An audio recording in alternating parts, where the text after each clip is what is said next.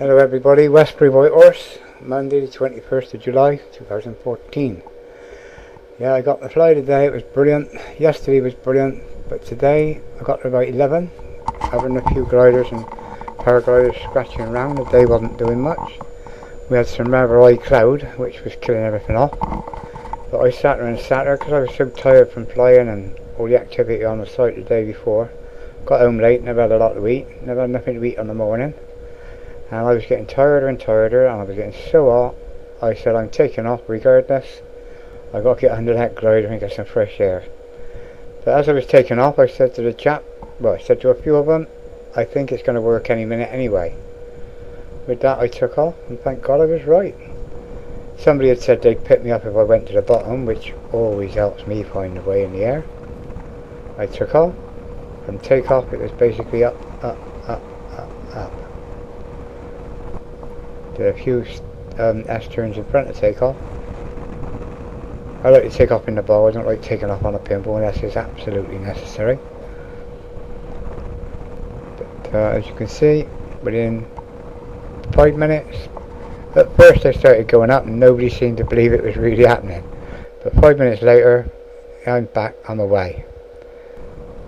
Nice to be on top of the stack. If you notice on the ground now, as I spin round, the gliders have got it in their head now. Something must be happening, that old skyhook's going up. I think I counted 12 or 13 on the ground, waiting to take off. At this point now, well, a couple of minutes after that, you see the first glider turn round and wham, in the air. Then another one, wham, in the air.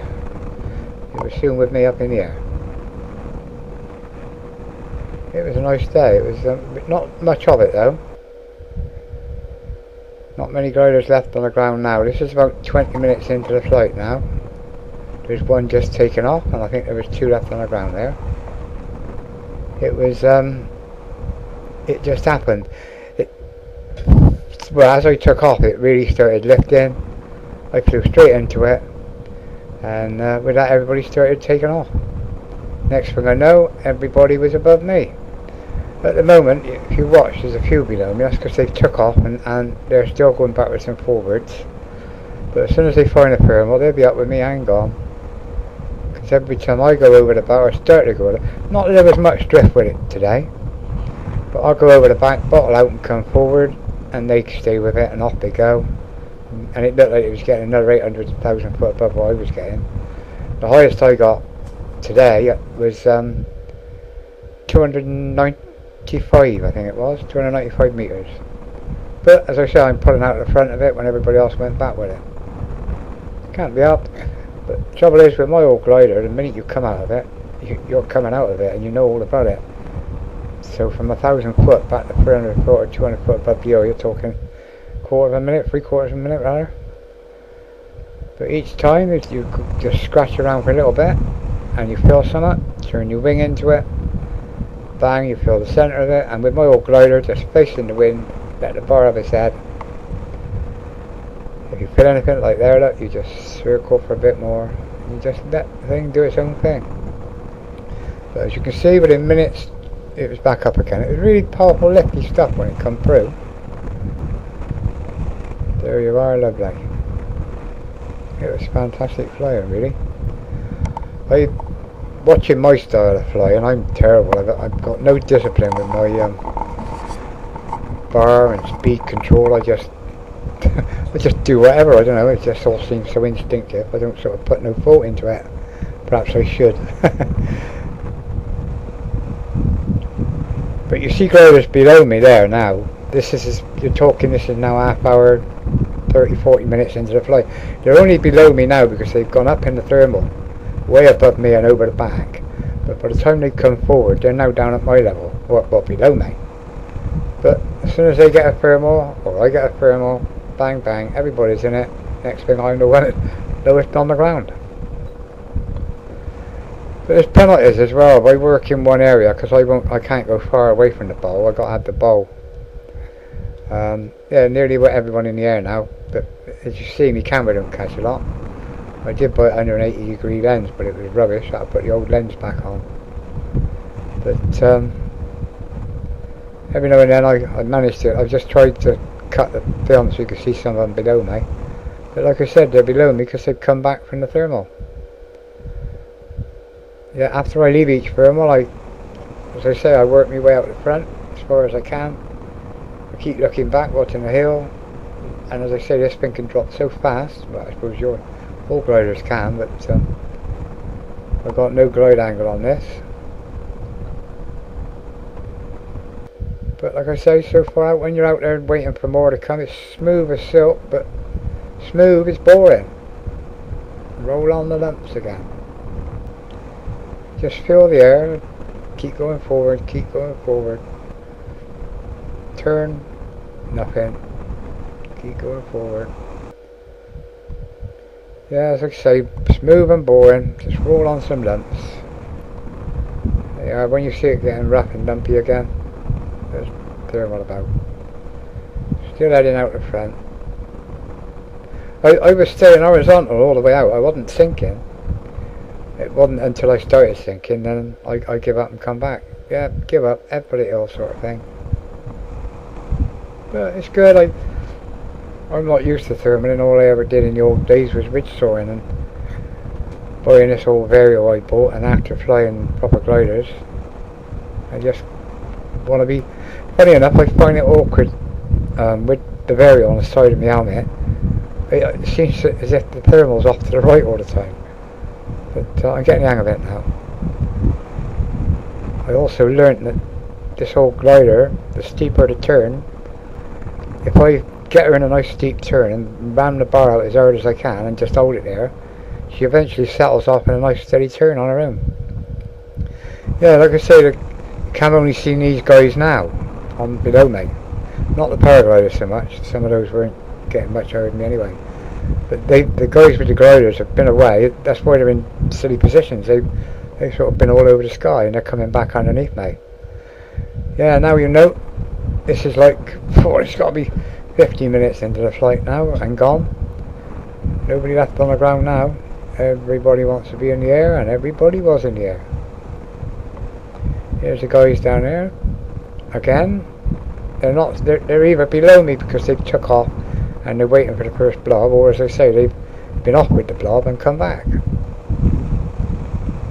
But glad to say, my old glider, when it does die off, doesn't never seem to get as low as everybody else tends to. As I say, this is whether it's because they've come back from far away, or I don't know. But my whole thing, it's got a good sink rate. Glide angle's terrible, but the sink rate I think is probably as good as anything.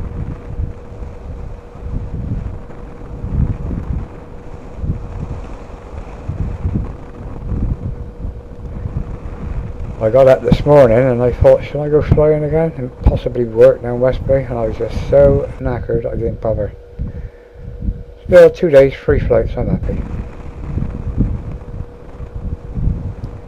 There they are, look, they're down there now, but you give them a couple of minutes, they'll catch the thermal, probably this one I think I'm in now, and they'll come up, circle around me. I'll probably still be S-turning, but somehow they all seem to go round me and away and above me. It's funny really, because I always thought that by S-turn I'm staying in the best of it, but I am only in relation to my glider. But these guys in the modern gliders going round and round and round must have the core, because next thing I know they come by me, and then I do one sort of beat, look round, and they're way above me, but over the back. I did at one point on the day before this flight, I was going to go over the back because I was thinking of landing anyway. But as I turned to start going over the back of the horse, in the northwesterly direction, there was a paraglider and it looked like he was stuck there trying to come forward. And I just turned circling over it. So in the end I did a massive great big circuit and went round the back. This was great flying. It was rough. I didn't realise what it was taking me. Yeah, it's dying, I could sense it's dying, and each time bits come back, they're not coming back quite the same. It's getting more punchy and punchy. So I started going round the bowl each time, going out over the point here, trying to come back across the horse.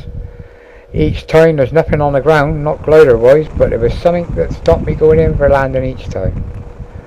I think it was 5 approaches. I'd already saved a little bit of energy for my flight to get in, but by having to go round and do 5 more circuits, which must have took me another 12 minutes, by the time I did come round on the last approach, I mean, this might be it coming up now, I thought I was going to get more lift off the horse as I went across it, and I never. And when I realised I should have bottled out and turned around and went and done another circuit, but I was so needing to land.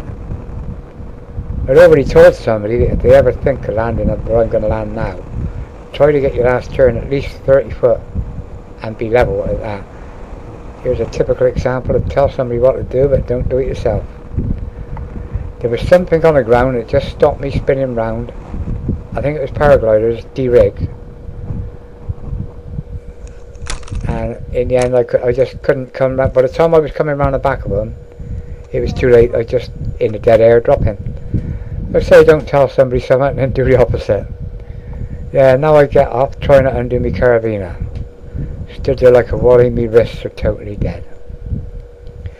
Anybody don't know, this is what they call me Pete the Wrist. Both my wrists got broke along with many other bones in my body. And this flight, I just knelt there, I had a break. Eventually managed to get the carabiner undone. But now I couldn't put my wrists on the floor because I can't lower myself with my knees. My knees are old. And I couldn't put my wrist down, so I just fell down. I lay there for a little while. Had a bit of a rest. Eventually it's time to move. I got to struggle on, drop my glider. Thank God you don't need a lot of strength to turn a camera off. Pick the nose of the glider up and drop her back down. Old age, isn't it wonderful? Hope you enjoyed that, I did. Just wish me wrist had last longer. Pete the Wrist out for now. Cheers everybody.